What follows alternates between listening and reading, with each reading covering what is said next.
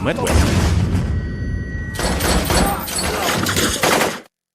и его девушка Анна Моро обсуждают свои планы по переезду.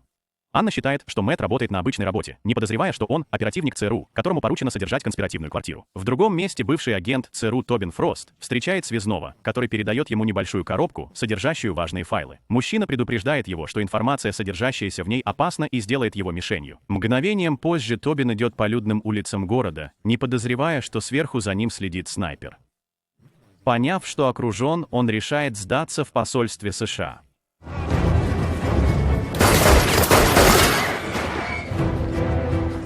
В штаб-квартире ЦРУ в Англии агент Кэтрин Линклейтер и ее команда получают известие о капитуляции Тобина. Кэтрин когда-то работала с ним в одном отделе, поэтому это событие вызывает подозрения. Несмотря на статус беглеца, Тобин теперь находится под стражей в США, и агентство решает, что его необходимо перевести в надежное убежище. Вернувшись в Южную Африку, Мэтт сидит в своем офисе, скучая и чувствуя беспокойство после нескольких недель отсутствия задания. Его рутина нарушается, когда ему звонят из отеля и подтверждают бронирование. Сообщение звучит обыденно, но Мэтт распознает в нем закодированный сигнал из штаба, предупреждающий его о срочной ситуации. Мгновенно его поведение меняется с праздного на настороженное. Он обрабатывает информацию, затем звонит Анне и говорит, что должен помочь другу с заданием в последнюю минуту. Ложь кажется тяжелой, но он знает, что правда может подвергнуть ее опасности. Когда он кладет трубку, тишина кажется еще более тяжелой, чем прежде. Это безопасное место. Вскоре после этого на конспиративную квартиру прибывает посетитель, присланный Кэтрин. Атмосфера меняется. Мэтт чувствует, что его тихое задание закончилось и что прибытие посетителя знаменует начало чего-то серьезного. Вопросы захлестывают его, но он сохраняет самообладание, готовясь к любому заданию. Тем временем в тусклой комнате для допросов Тобин сидит в окружении агентов, требующих от него ответов. Они обвиняют его в предательстве агентства и продаже секретных данных. Их вопросы становятся все жестче, а тон все агрессивнее. Однако Тобин сохраняет спокойствие. Многолетний опыт научил его, что каждое слово может быть искажено и использовано против него. Он знает, что не все в этой комнате стремятся к справедливости, у некоторых есть свои мотивы. Допрос становится физическим, затем психологическим, но Тобин отказывается ломаться.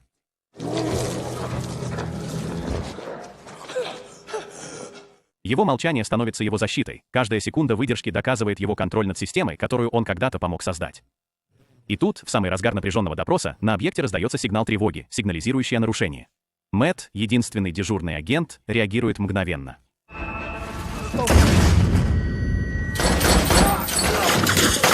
Не имея подкрепления, он получает прямой приказ – эвакуировать Тобина и убраться как можно дальше.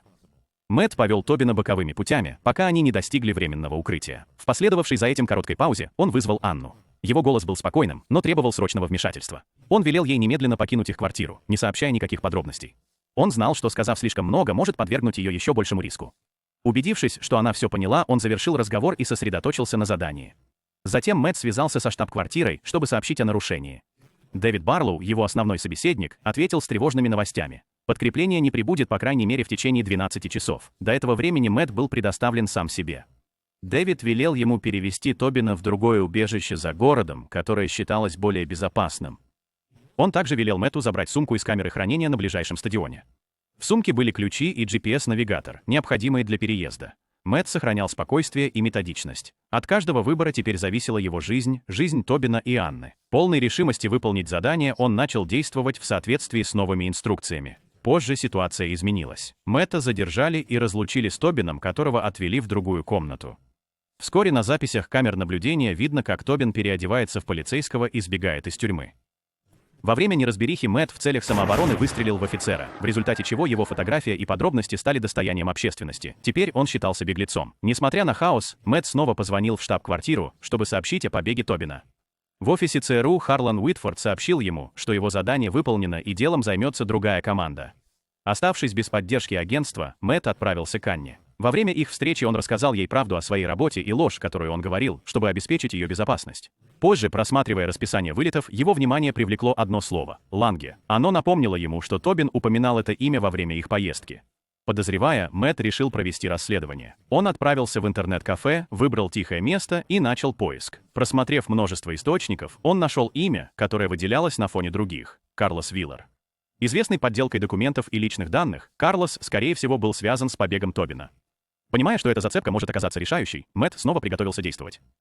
Каждая зацепка приближала его к разгадке истины и все глубже погружала в опасную погоню, которая была далека от завершения. Когда Мэтт прибыл на место, его подозрения подтвердились. Издалека он увидел, как Тобин разговаривает с Карлосом, и заметил следы недавней активности в округе. Внимательно наблюдая за происходящим, Мэтт заметил, как Тобин договаривается о новой личности. Карлос, судя по всему, готовил поддельные документы, включая паспорт, которые помогли бы Тобину скрыться от преследующих его лиц. Не подозревая о присутствии Мэтта, Тобин продолжил разговор. Мэтт оставался в тени, следя за каждым движением и ожидая подходящего момента для действий. Воздух был напряженным, и Мэтт приготовился к тому, что будет дальше, зная, что эта встреча может раскрыть важную информацию. Без предупреждения воцарился хаос. Выстрел снайпера поразил Карлоса в плечо, повергнув происходящее в смятение. Тобин и Мэтт бросились в укрытие в соседнем здании, но нападавшие быстро настигли их. Во время перестрелки Мэтт одолел одного из наемных убийц и заставил его рассказать, кто заказал нападение. Ответ подтвердил опасения Мэтта. Приказ исходил от Варгаса, инсайдера в штаб-квартире. На следующий день Дэвид и Кэтрин прибыли на место происшествия. Мэтт и Тобин были измотаны и ранены, но по-прежнему сосредоточены. Несмотря на то, что агентство было скомпрометировано, Мэтт настоял на том, чтобы сопроводить Тобина в безопасное место. Полной решимости завершить миссию, он направил Тобина в другое безопасное место. В новом убежище их встретил смотритель Келлер. Тем временем Дэвид и Кэтрин продолжили свое расследование по отдельности, договорившись встретиться позже, чтобы сравнить результаты. Когда Мэтт готовил кофе, Келлер внезапно напал на него. Движимый ревностью и амбициями, Келлер признался в своем плане самостоятельно поймать Тобина и устранить Мэтта. Он надеялся получить повышение по службе и финансовое вознаграждение за завершение важной операции. Мэтт дал отпор и подчинил себе Келлера. Когда угроза была ликвидирована, он обратился к Тобину за ответами. Тобин раскрыл секретное досье, содержащее имена людей, участвовавших в секретных и незаконных разведывательных операциях.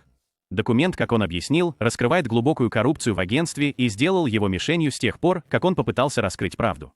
Закончив объяснение, Тобин забрал папку и ушел, оставив Мэтта в расстроенных чувствах и неуверенности в том, чему верить.